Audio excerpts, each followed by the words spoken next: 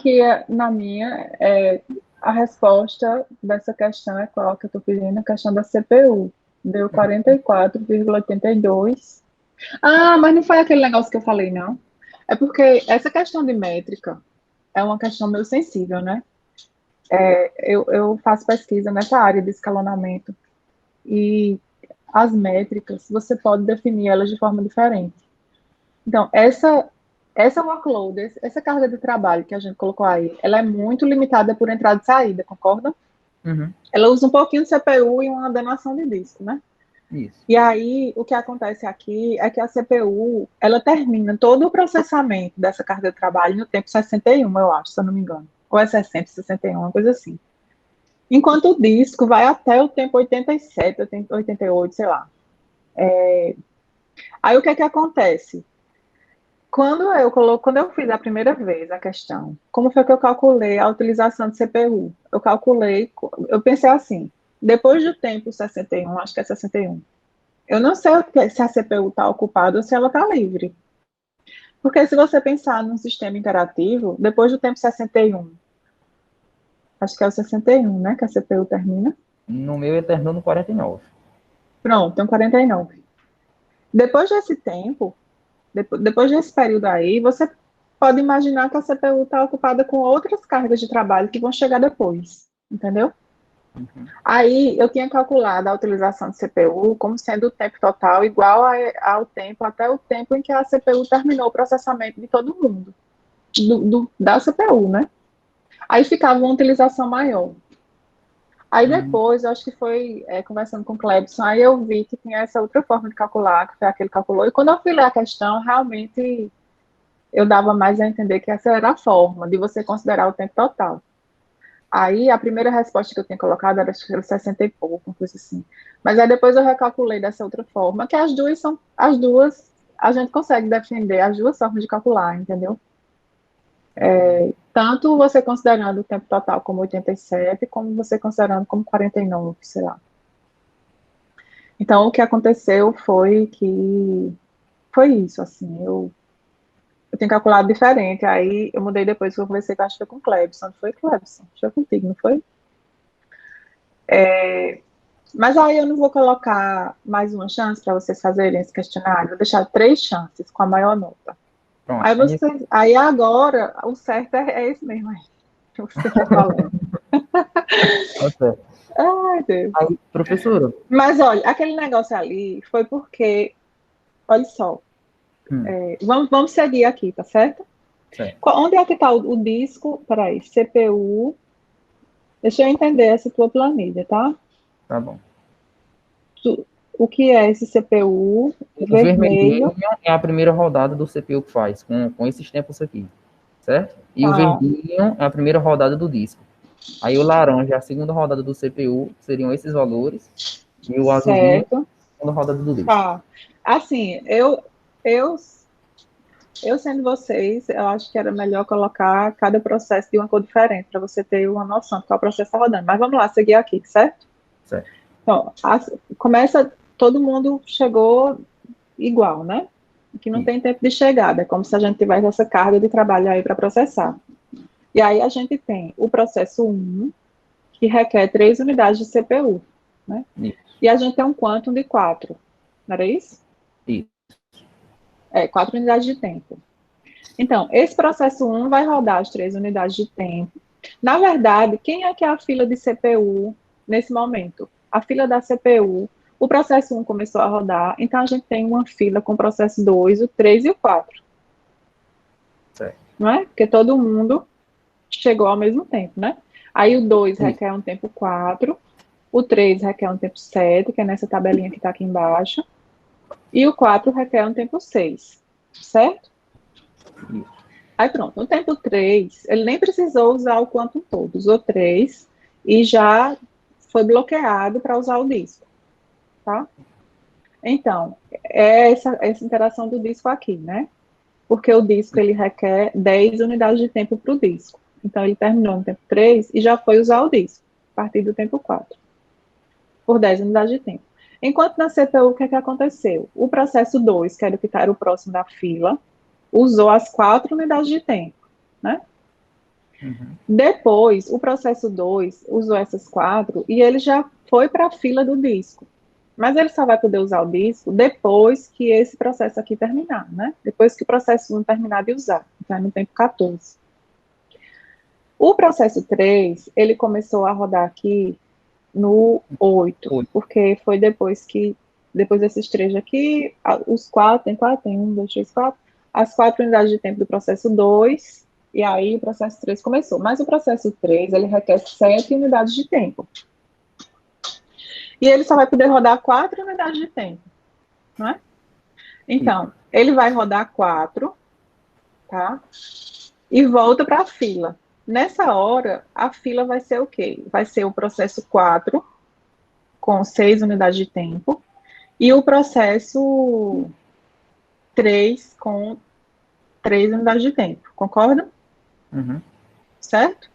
Então, lá na fila da CPU tem o processo 4 com 4 unidades de tempo e o processo 3 com 3 unidades de tempo.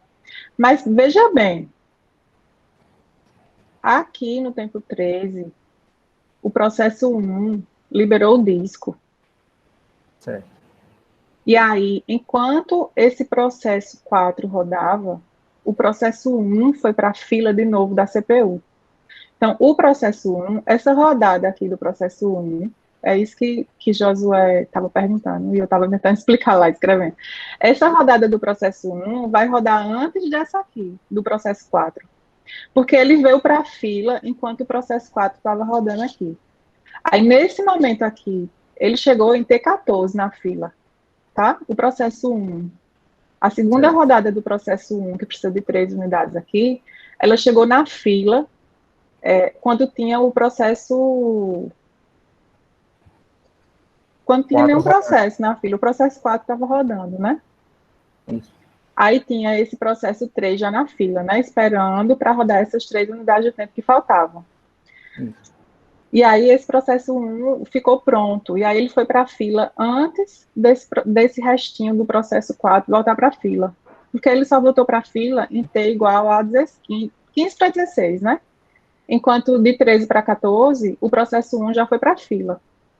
Aí é só isso, a diferença. Aí quando você bota essas 3 unidades aqui a partir do 19, vai até o 21, mas é o processo 1, entendeu? Ah, então, no caso, essas 3 unidades, elas Isso, elas vêm para estão cá. aqui, e essas Isso. E duas, essas duas vêm para cá, porque ela chegou antes na fila do que essa aqui que estava faltando.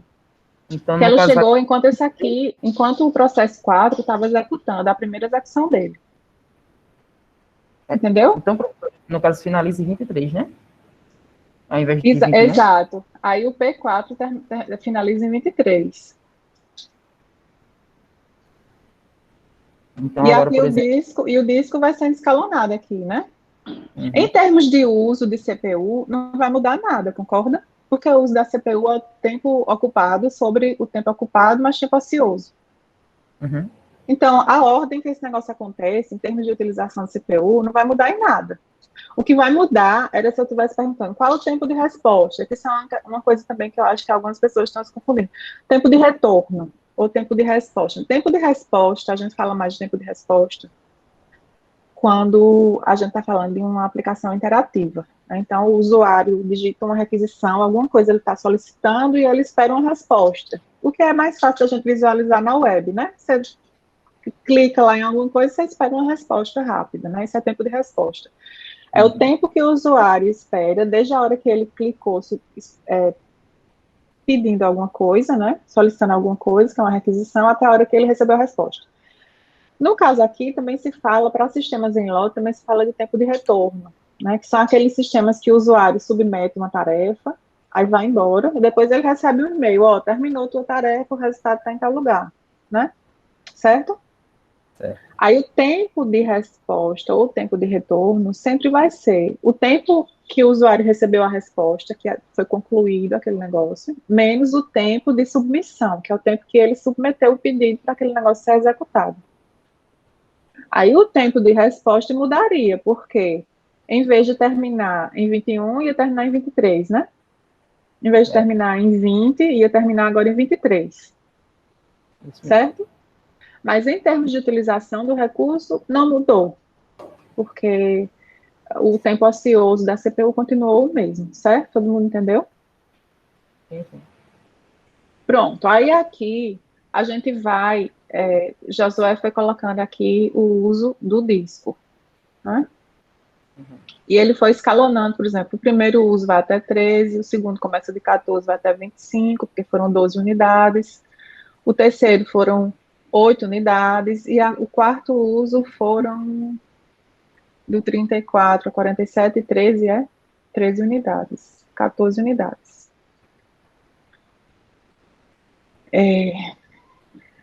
E aí, isso é o disco, né? Isso.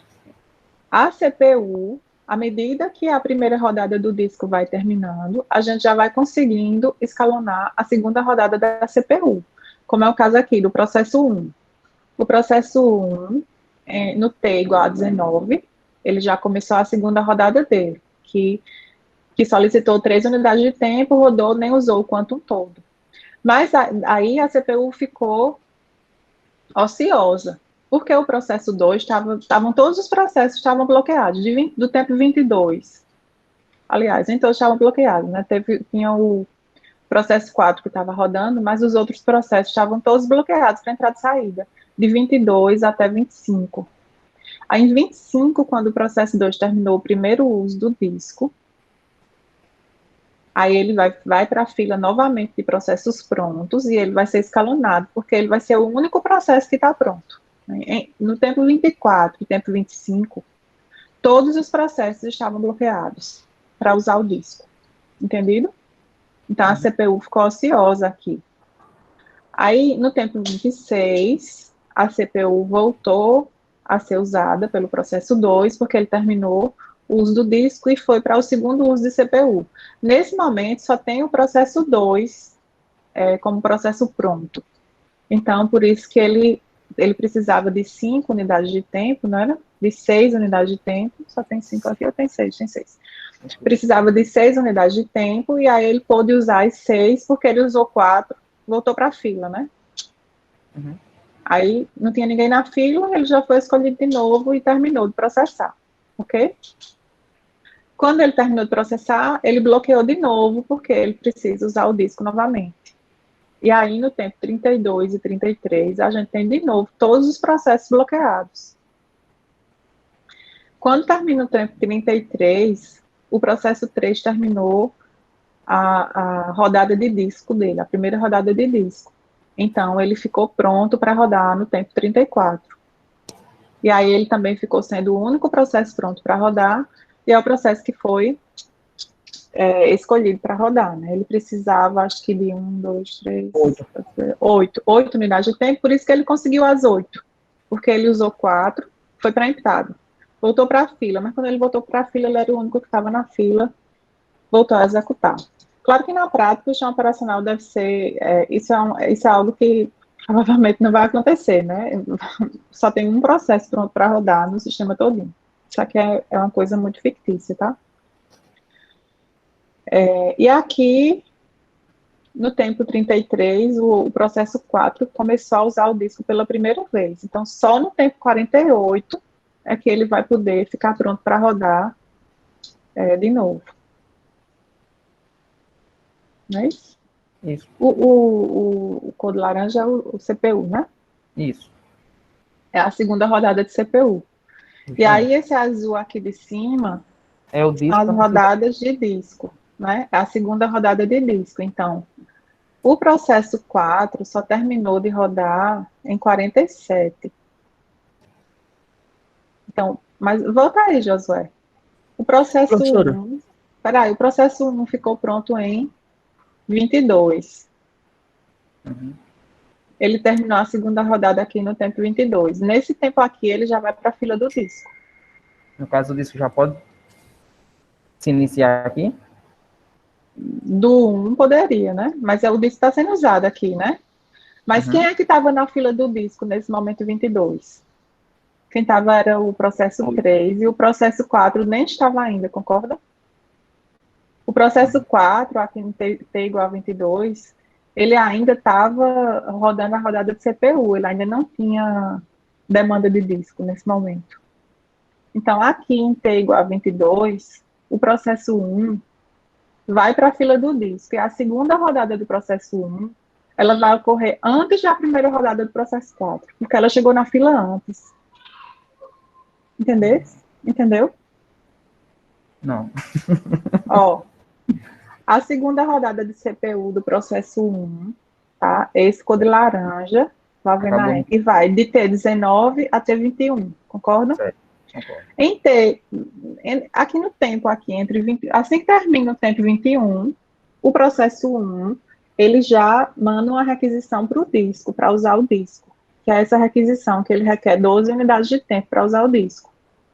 Certo? Então, quem é que estava na fila do disco nesse momento? Aqui. O processo 2 estava rodando já, né?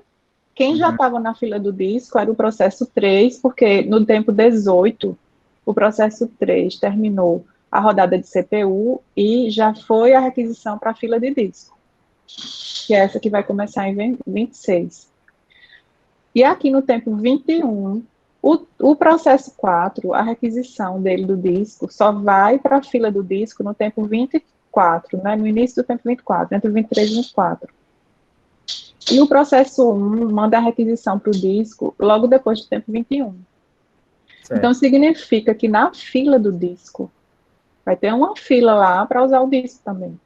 Então, no caso... essa requisição aqui do processo 1 chegou antes dessa requisição do processo 4. Então, na verdade, ela começa em 34, e essa verdinha aqui só começa em 46. Entendeu? Uhum.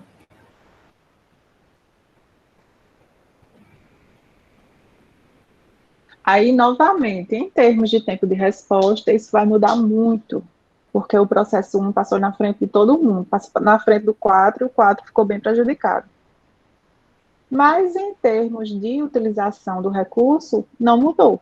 A gente continua com o mesmo tempo livre e ocioso de cada recurso, certo?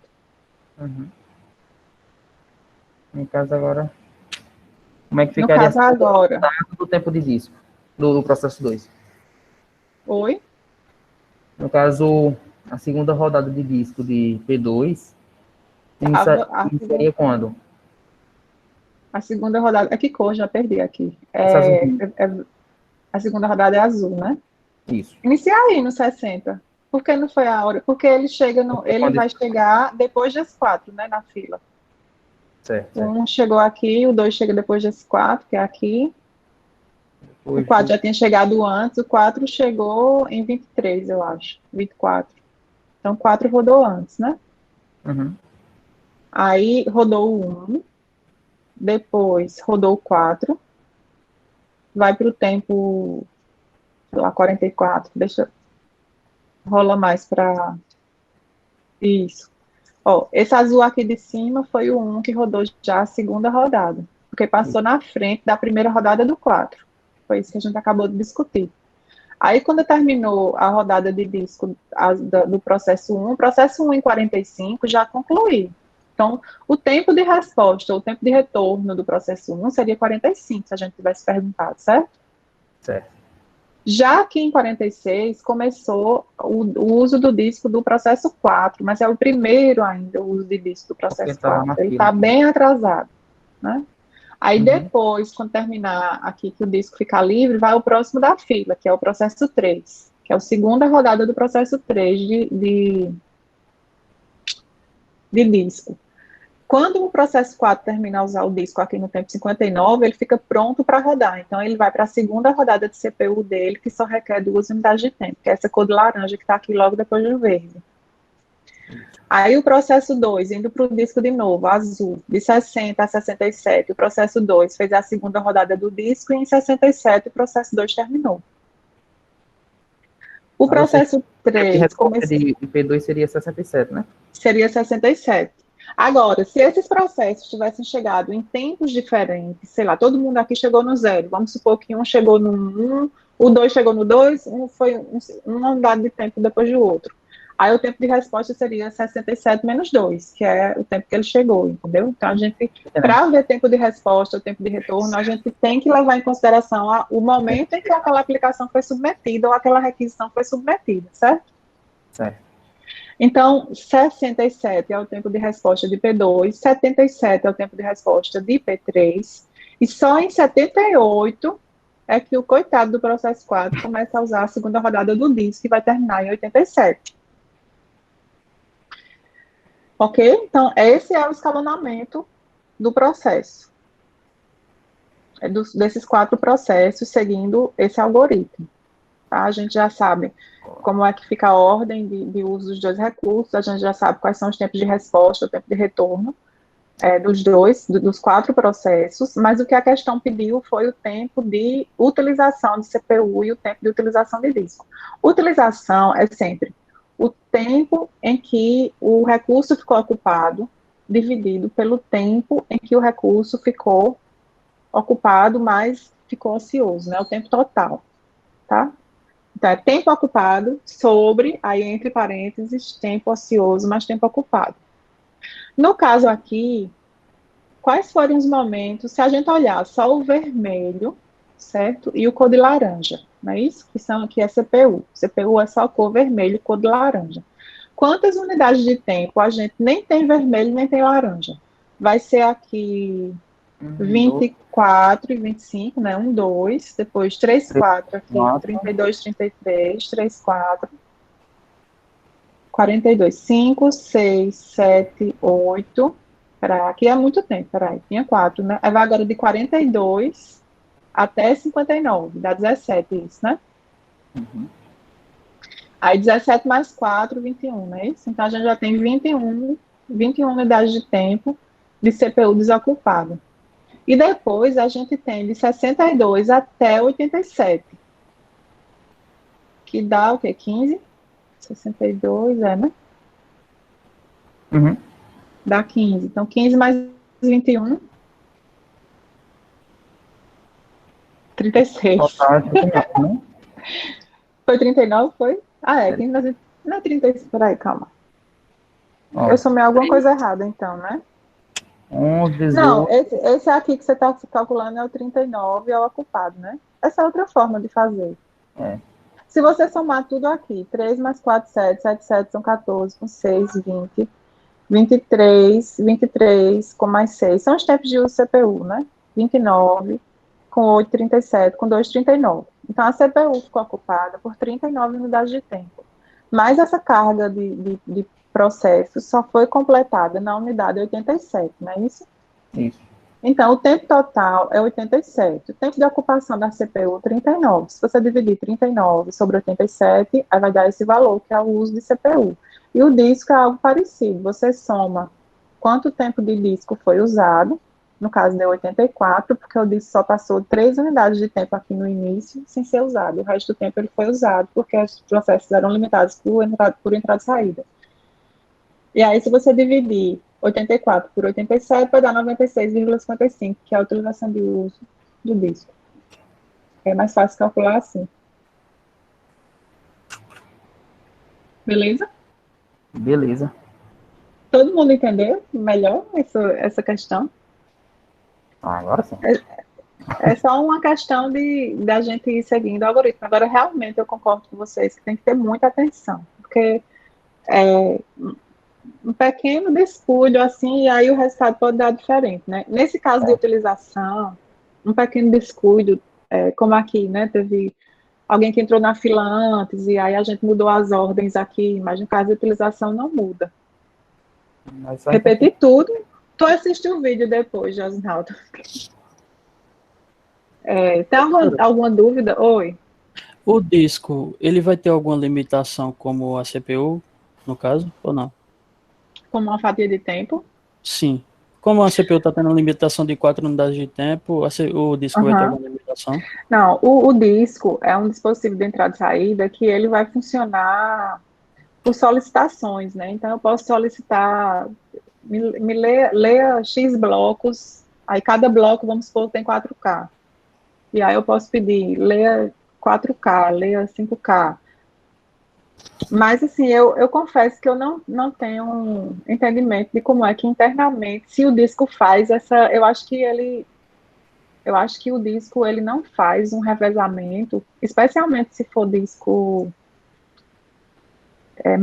magnético, esses discos de braço mecânico, né? Que são os É antigos, magnético. sem ser SSD.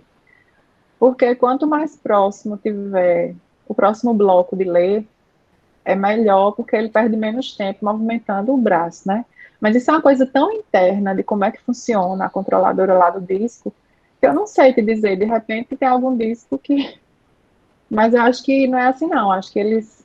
Assim, o que acontece é que o sistema operacional, o driver, né, vai programar para ler tanto os blocos e passar a informação do que é preciso ser lido, do que é que precisa ser escrito. Então não tem essa limitação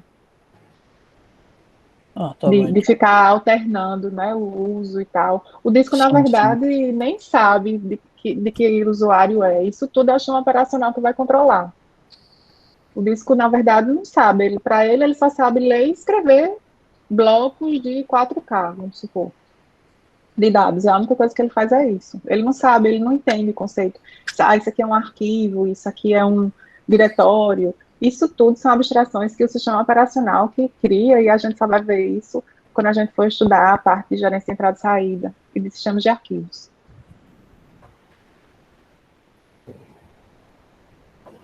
Certo? É. Certo. Vocês têm mais alguma dúvida Não, era para a gente só isso conversar? mesmo.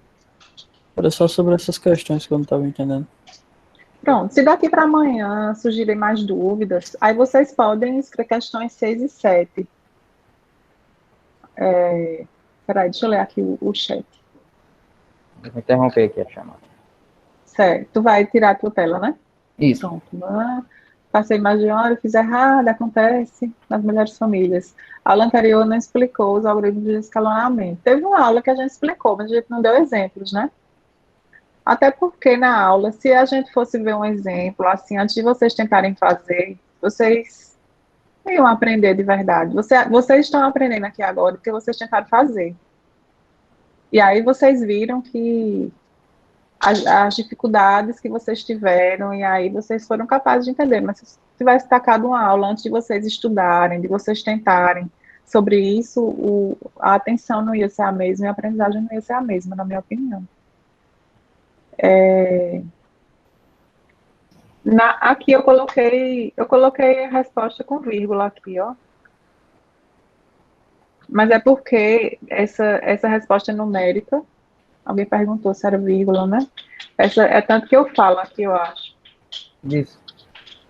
Responda apenas com números, sem espaço e sem ponto final. Se preciso, as duas casas decimais depois da vírgula. Porque o Moodle, quando você coloca uma questão numérica assim, aí a gente coloca o valor que a gente quer e é vírgula que ele considera, certo? Mas como eu falei, eu vou rever o de todo mundo para ver qual foi a resposta e se a pessoa colocou um ponto aí, eu vou marcar manualmente como correta, tá bom? A questão 7. Aí. A questão 6 e a questão 7 são muito parecidas, né? Com essa que a gente fez, sendo que essa que a gente fez é mais difícil do que a 6 e a 7.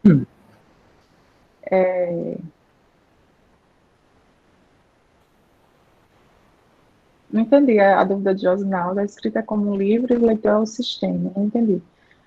Eu acho que ele está explicando a pergunta que Ivanildo fez. Ivanildo fez. Se tinha um limite. Vamos ver. Vamos ver a questão. Sim, tá, do disco rígido. Questão 6 e 7. Eu não vou ter, só se a gente criar agora, né? Uma planilhazinha bonitinha para poder fazer essas questões. Deixa eu abrir aqui uma planilha.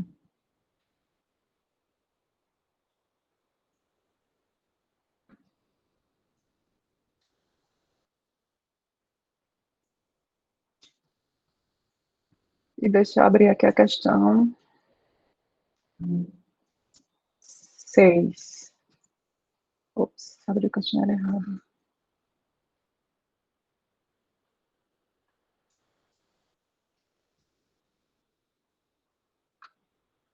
Começar pela questão 6.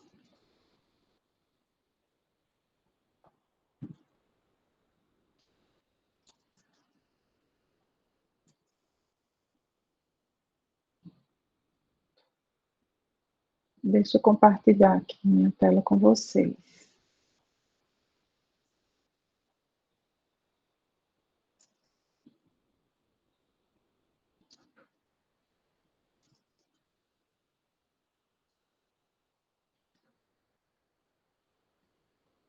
Meu Deus, fechei.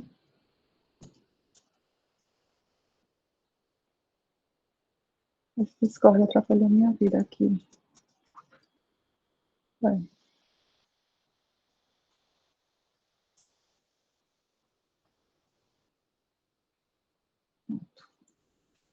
Foi mal.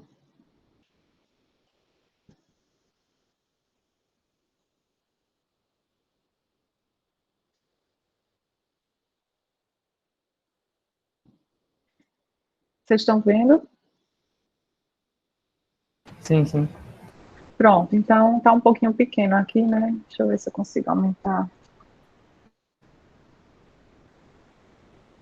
o tamanho da fonte.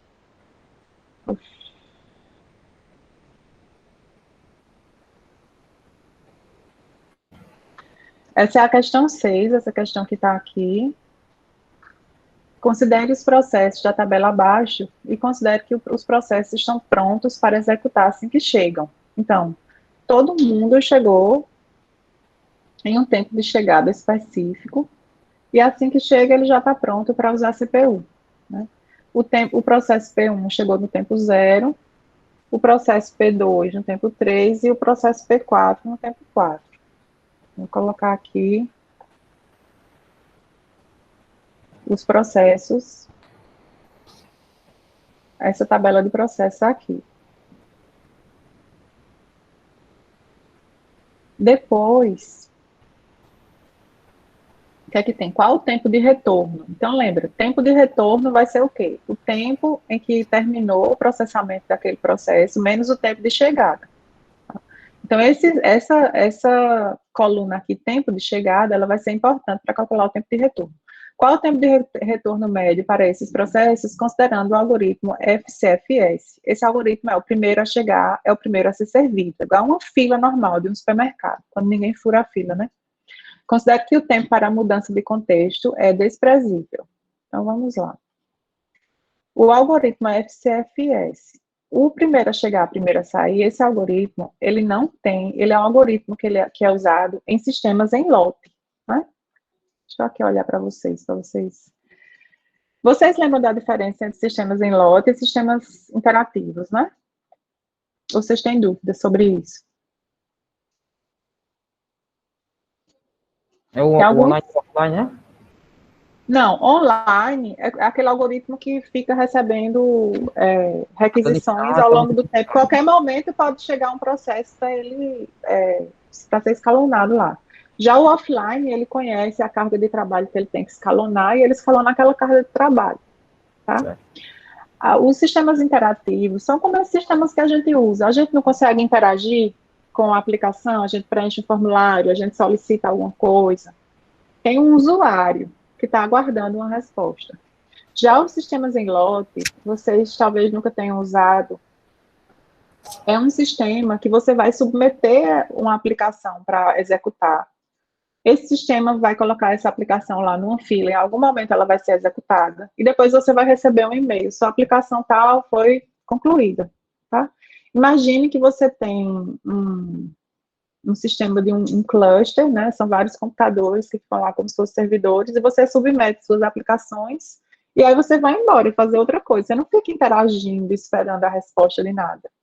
Em algum momento chega um e-mail dizendo, terminou.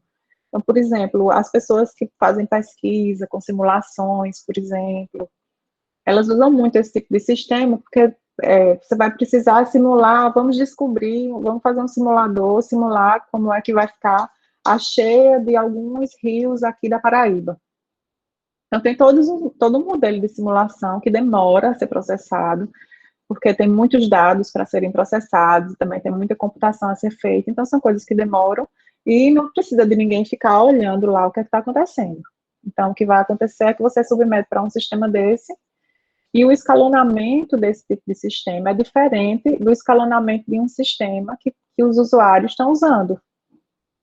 Porque os objetivos são diferentes. Nesse tipo de sistema, claro que eu quero dar um tempo de retorno menor para cada usuário. Às vezes, se eu puder dar um tempo no sistema em lote, não quero que ele fique um mês esperando por uma resposta. Mas, um usuário que vai rodar uma aplicação que dura, sei lá, 15 horas para terminar de rodar, se ele esperar por 16 horas, não tem problema para terminar essa aplicação. Se ele esperar um dia inteiro para terminar essa aplicação, não tem tanto problema. E aí, esse sistema, ele vai tentar priorizar esse tempo de retorno, mas ele também vai tentar priorizar o uso, né, dos recursos, a justiça entre os usuários, enfim. E aí a gente viu que esse algoritmo, primeiro a chegar, primeiro a ser servido, ele é não preemptivo. Os algoritmos não preemptivos, vou fazer uma pergunta para vocês. Faz sentido um sistema interativo, que é esse que tem um usuário esperando, o escalonador ser não preemptivo? O que é que vocês acham? Não. Por quê, Vinícius? Não faz sentido. Alguém quer ajudar, Vinícius?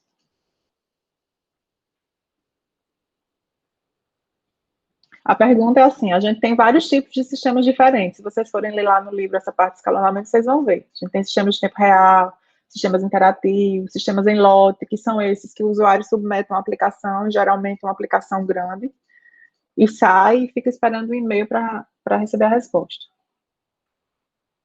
Aí a pergunta é, num sistema interativo, faz sentido que o escalonador seja não preemptivo? Vinícius já deu parte da resposta. Não, está correto. Não faz sentido um sistema interativo ser não preemptivo. Por quê?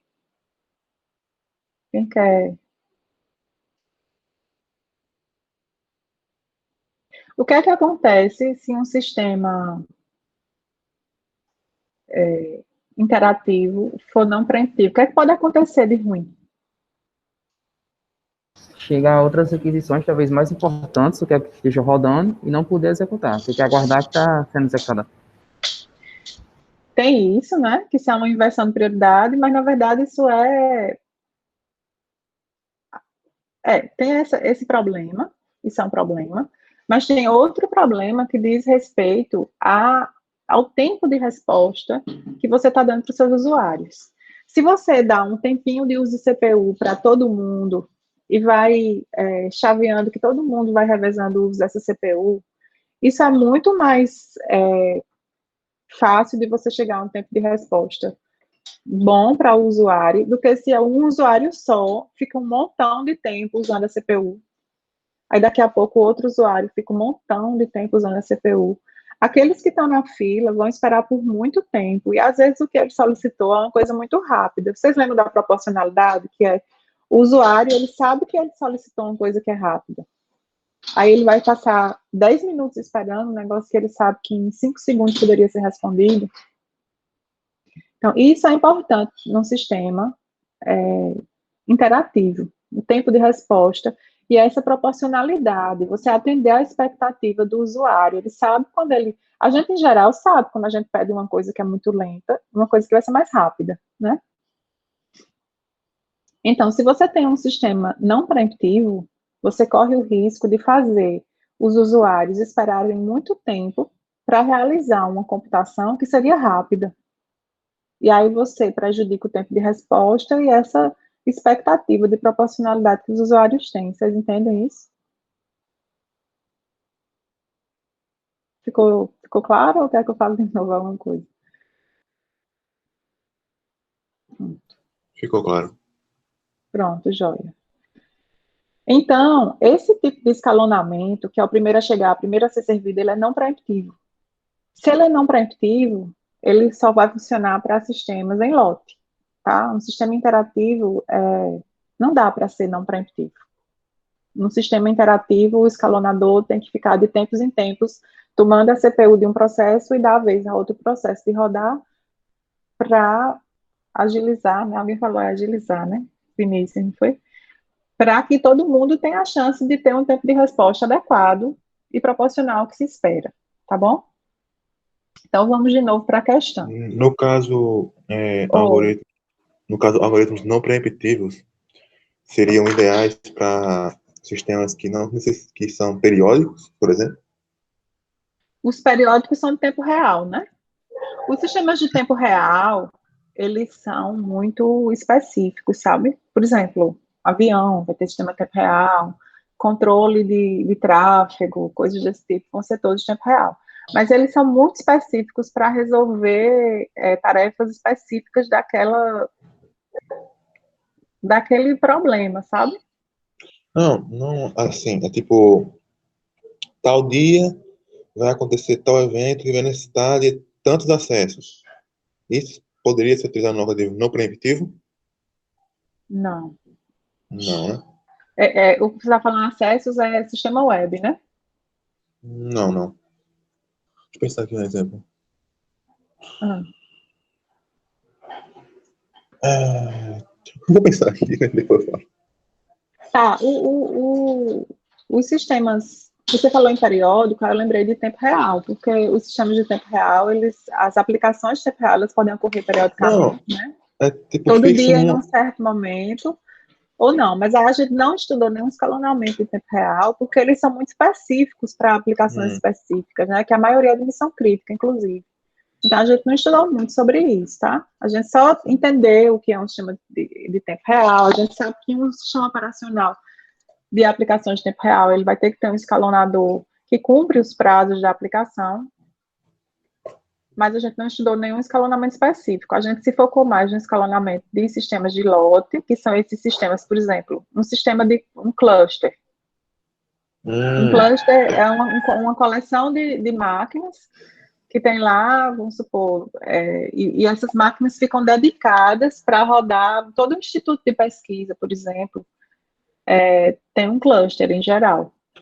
No caso, o sistema em lote seria para gerenciar grande quantidade de dados de um único processo.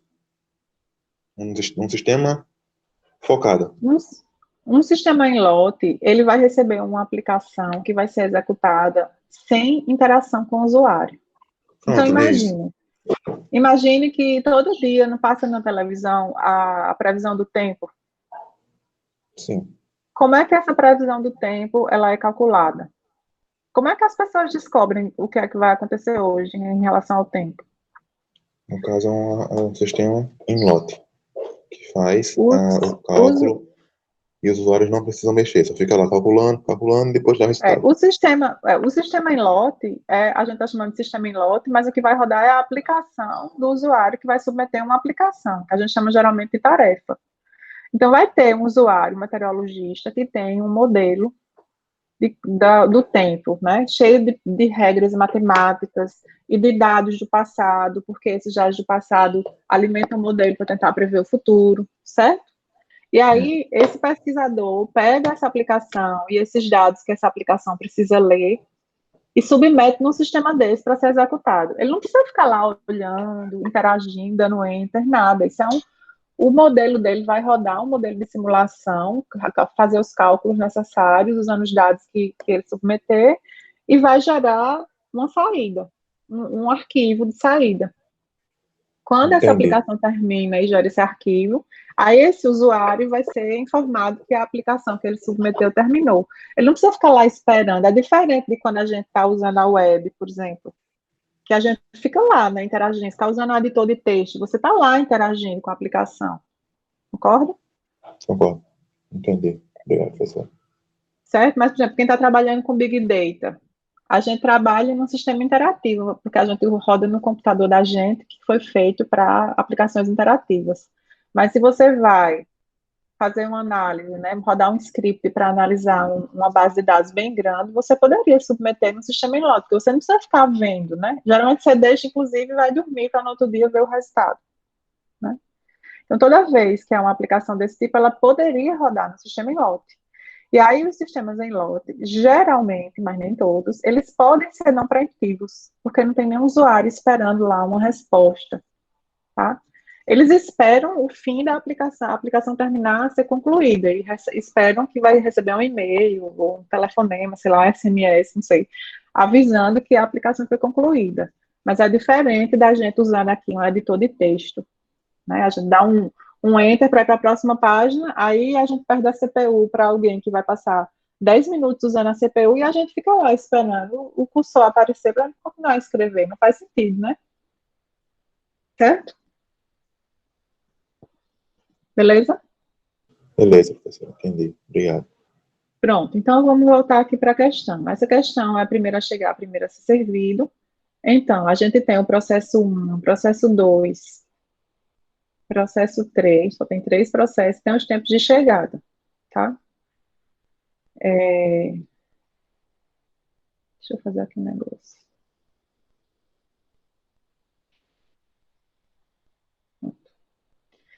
Então, aqui a gente deveria ter os tempos, né? Como aquelas planilhas que tem lá, que o pessoal fez. Só não vai ficar bonitinho, eu acho, porque se eu tiver que...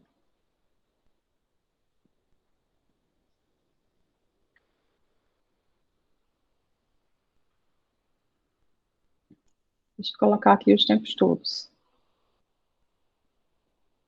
Aí, na verdade, começa em 0, né? Começa em 0. Eu nem devia ter diminuído, porque os outros eu não vou diminuir não, porque demora muito. Pronto. Aí aqui em 0, qual é o processo que está pronto? P1. Só P1. Então, P1 vai começar a rodar. P1 vai começar a rodar em 0 e vai ficar rodando até quando? 7.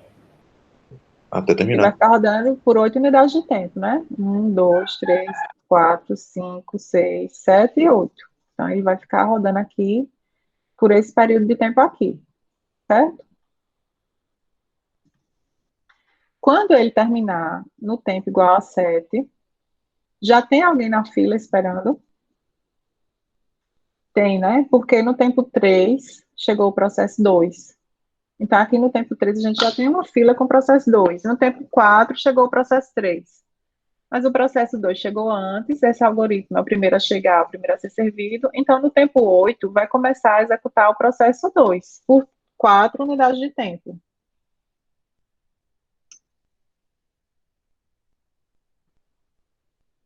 Beleza? Então, o processo 1 terminou em tempo 7, o processo 2 terminou no tempo 11. E o processo 3, que só requer uma unidade de tempo, ele vai rodar no tempo 12.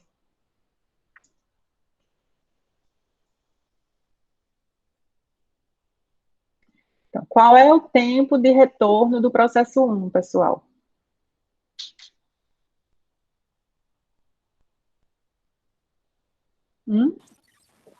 Seria 7. 7. Tempo de retorno vai ser 7 menos 0, que dá 7, certo? Qual é o tempo de retorno do processo 2? 4. 1. 11 11 menos menos 3. 3, 8, né? 8. E o tempo de retorno do processo 12? 11 Vai ser 12 menos 4, não é isso? menos 4. É, porque o tempo de chegada é 4, né? Ele terminou em 12, mas ele só chegou em 4. Então, o tempo de retorno dele é 12 menos 4, ok? Tava vendo não, tava vendo 1, porque a telinha celular é pequena. Ela tá vendo o número pequenininho. Ai, foi mal, eu devia ter aumentado esses números. Não, Foi mal. professora. No Oi. caso, pegar o valor final menos o tempo de chegada, né? Exatamente. Aí soma esse tempo de retorno dividido por 3, né? Exatamente. Aí vai ser 8, 8, 16, 16 com 7. 23, né? Aí você vai dividir 23 por 3 e dá o tempo de... Vai ser a soma disso aqui dividido por 3, tá? Ué. 7. Tô achando esse número estranho também. É. Deu 8,67 a primeira vez. Você assiste a questão, é? É. Se eu não estou enganado, dava 11. Eu Deixa também. Eu Se não também. me engano, dá 11, professora. Não, o meu aqui. Por que deu 11? É 8 mais a posição 12 mais a 13, não? Mas ele não terminou 7, né? O Vocês meu deu consideraram esse 11. próximo, foi? Não, o que eu fiz foi, tipo, o 8 mais o 12, que é o 8 mais 4, mais o 13 do 4 mais 1 aqui. Aí deu 33, aí dividido por 3 dá 11. Mas é porque vocês não consideraram o tempo de chegada, não? Porque esse processo terminou no tempo Eu tô 7. falando, é o Então, do 6, não é do 7 não. esse Esse aí é a questão usuário 7, aqui, essa é a questão 6, não? a 6 dá 11.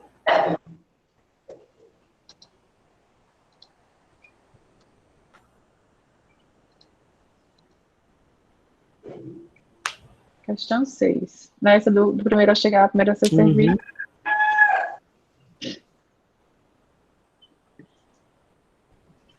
Pronto, aí, no caso, vamos lá aqui para a planilha. Quanto tempo o usuário do processo P1 esperou?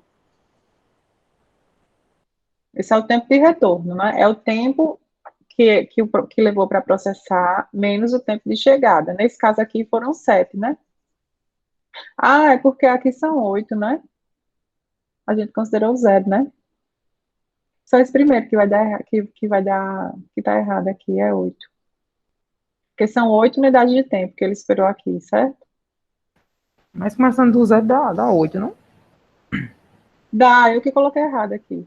Ah, Aí vamos ver esse 4. Ele terminou em 11, ele rodou 4 unidades de tempo, mas ele esperou 8 unidades de tempo, então é 12 mesmo. Só que ele não esperou, ele chegou no tempo 3, tá? Chegou aqui, no tempo 3. Então ele esperou 1, 2, 3, 4, 5 e rodou por 4, então ele esperou 9.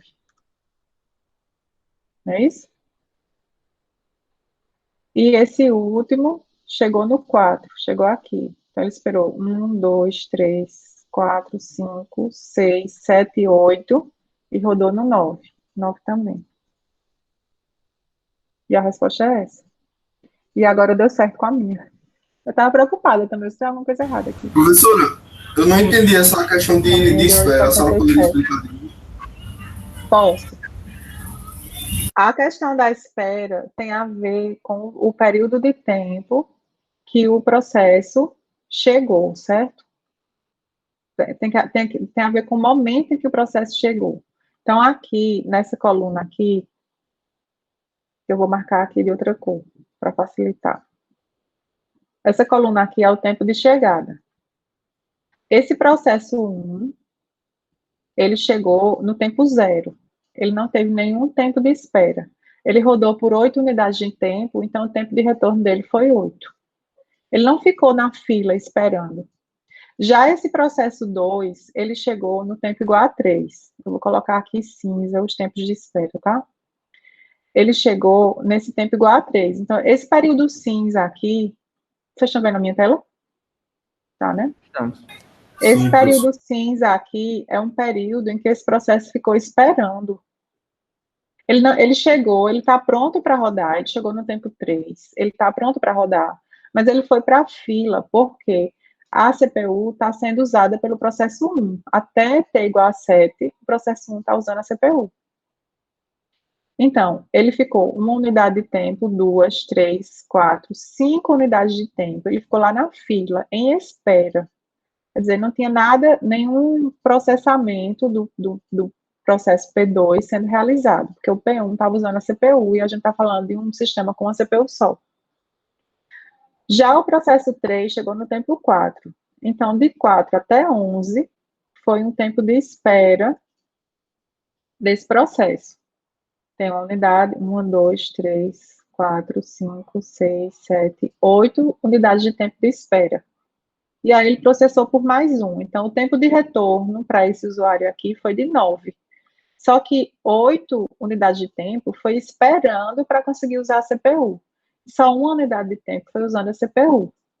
Esse processo aqui, 2, ele demorou 9 unidades de tempo para ser concluído, desde a hora que ele foi submetido, que é o tempo 3, até a hora que ele foi concluído, que é o tempo 11.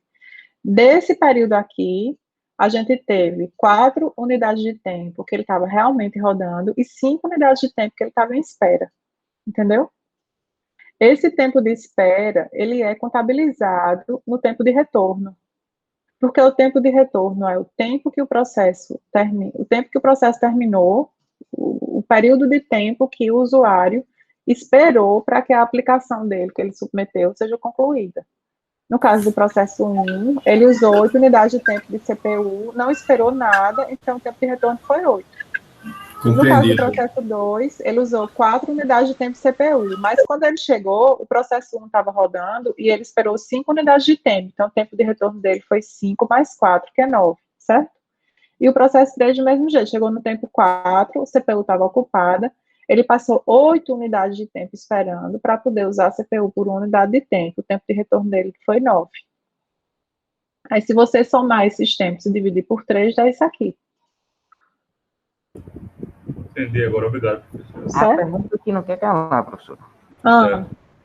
Se o tempo de resposta foi 8,67, por que o sistema aceitou 11? Sim, porque eu também aceito. Não faço ideia. Eu não faço ideia. Por que eu não tenho resposta de 3,11 aqui? Pronto. Não, tá errado isso aqui. Até ontem, eu botei esse 11 aqui, não sei por que não. O certo é isso aqui. Até que eu botei com vírgula e botei com 8,77. Até tirar esse 11 aqui. Sabe o que é engraçado? Até domingo ele tava aceitando 11 como resposta correta. Aí veio por segunda-feira, parou. Mas assim, como eu falei, 11 tá errado, certo? Okay. Vocês entenderam agora por quê, né? Agora eu entendi como é que faz a questão. Pronto, aí o 11 tá errado. Aí, como eu falei, não sei se estava todo mundo aqui no início da aula, acho que foi Josué que pediu uma tentativa a mais, porque tentou essas questões e não estava sabendo fazer direito, e agora ia saber fazer melhor. E aí eu vou aumentar, inclusive eu vou aumentar agora mesmo. Esse questionário de escalonamento de processo... Confirma a resposta para ver se está bem certinho mesmo, para a gente não ficar enlouquecendo, tentando acertar. Sim, porque aí, meu amigo, é fuma, viu? Professora, foi um rolete. Eu não me lembro mais quantas aqui. Pronto, eu botei 3. 3 tentativas, certo? E aí, eu acho que agora as respostas já estão certas. Essa do 6 estava esse 11, eu não sei como ele foi para ali. Ele ficou de novo aqui. Vocês viram que eu apaguei ainda agora? Vi. Sim. Tá vendo? Poxa, que loucura é essa? Eu não me lembro de ter colocado esse 11 aqui, não. Moléstia, viu, eu juro, eu não lembro de ter colocado esse 11 aqui, não. Inclusive, eu estava colocando as respostas. Oi? Eu vou apagar de novo. Professor, essa dor de cabeça e dá 10 para todo mundo, é isso aí. Não. Por certo, aí, como eu falei antes, essas questões de escrever a nota, escrever o valor, né? Eu vou ver na mão, né? Porque às vezes você escreve com ponto, escreve com vírgula, coloca um ponto final, aí dá errado, mas na verdade estava certo. Então eu vou checar manualmente todas elas.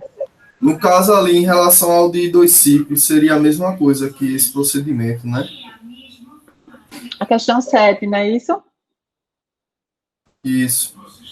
Pronto. A questão 7, a diferença dela é que ela agora vai ser um sistema preemptivo, né? Deixa eu abrir a questão 7 aqui para a gente...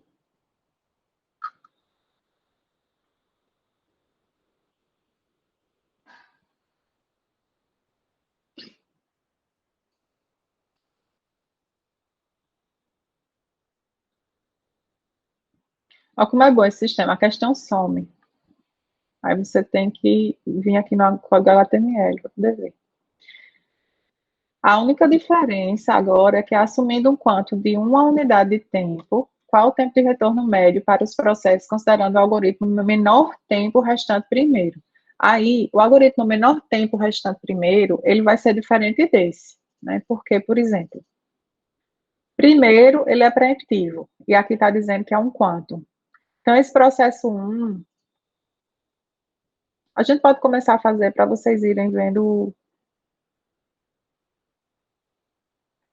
Então, esse processo 1, ele ia rodar aqui no tempo 0, no tempo 1, no tempo 2. No tempo 3, chegou outro processo, né?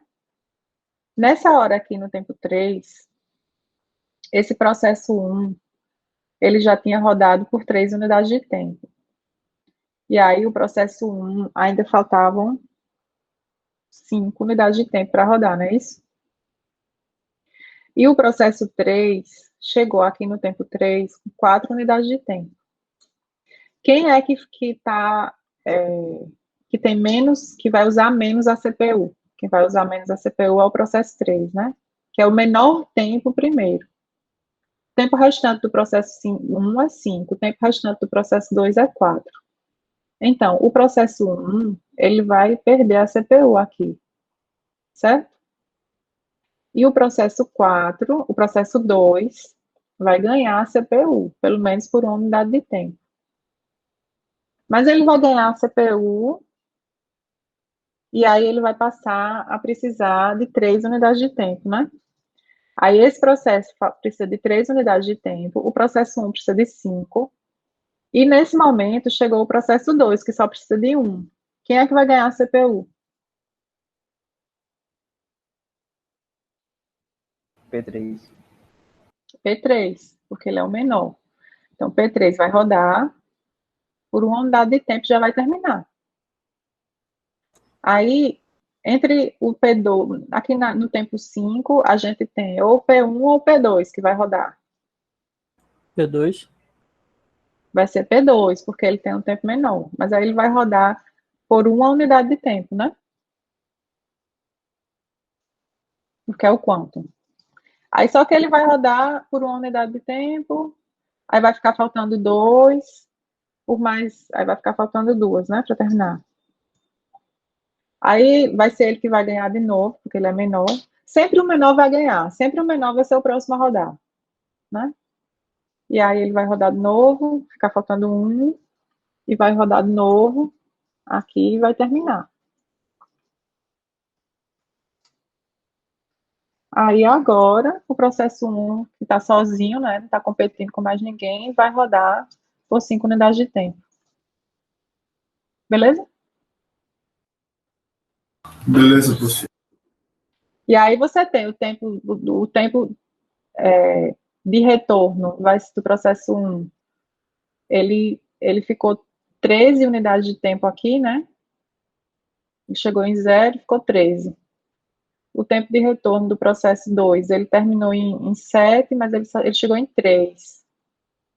E aí você vai fazer o tempo de retorno de todo mundo. O tempo de retorno do processo 3 vai ser só 1, né? Ele chegou, usou a CPU, saiu. Certo?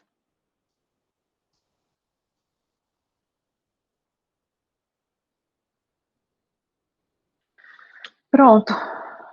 Acho que é isso.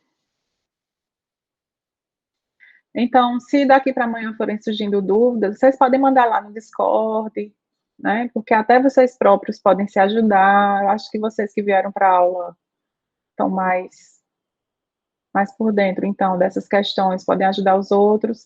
E aí, se surgirem novas dúvidas, vocês podem falar lá no Discord, que de vez em quando eu dou uma olhada lá também. E tem uns monitores também que podem olhar. Beleza? Pois. Deixa eu salvar aqui o negócio.